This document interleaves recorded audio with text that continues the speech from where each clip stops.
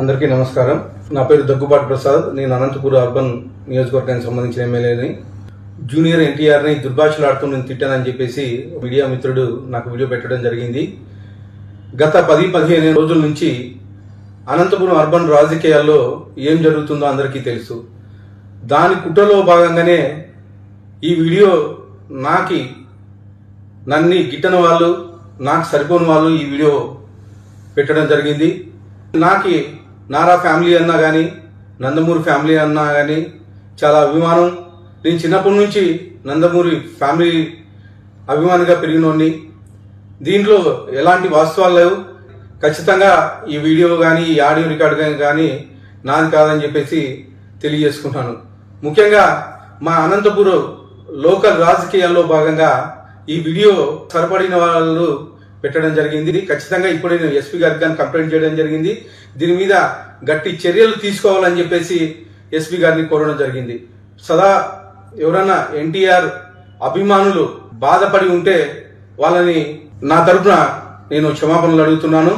దేనికంటే ఈ వీడియో నాకు సంబంధించి కాదు, నా పేరు ప్రస్తావించారు కాబట్టి నేను ఈ క్షమాపణగా కోరడం జరుగుతుందని చెప్పేసి తెలియజేసుకుంటాను. అందరికీ నమస్కారం. మాట మన వ్యక్తిత్వానికి ప్రమాణం. రాజకీయాల్లో విమర్శలు, ప్రతి విమర్శలు చాలా సర్వసాధారణం. ఆ విమర్శలు, ప్రతి విమర్శలు ప్రజా సమస్యల మీద జరగాలి, కానీ వ్యక్తిగత దూషణలు లేదా వ్యక్తిగత విమర్శలు ఉండకూడదు. నిన్న ఒక సంఘటన నా మనసును కలిచివేసింది.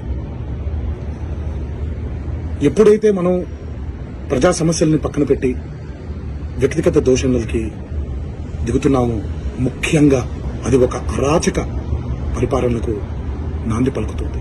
మన సంప్రదాయాల్ని రాబోయే తరానికి జాగ్రత్తగా, భద్రంగా అప్పచెప్పాలి, కానీ మన సంస్కృతిని కలిచివేసి, కాల్చేసి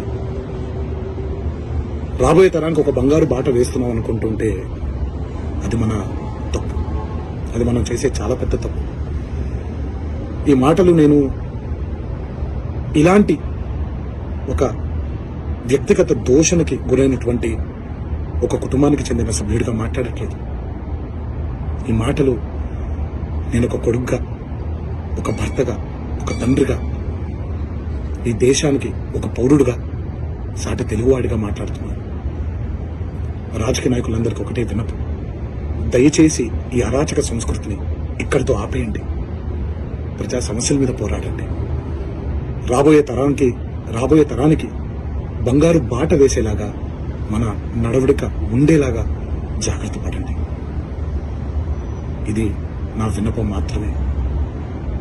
ఇది ఇక్కడితో ఆగిపోతుందని మనసారా కోరుకుంటూ సెలవు తీసుకుంటున్నాను.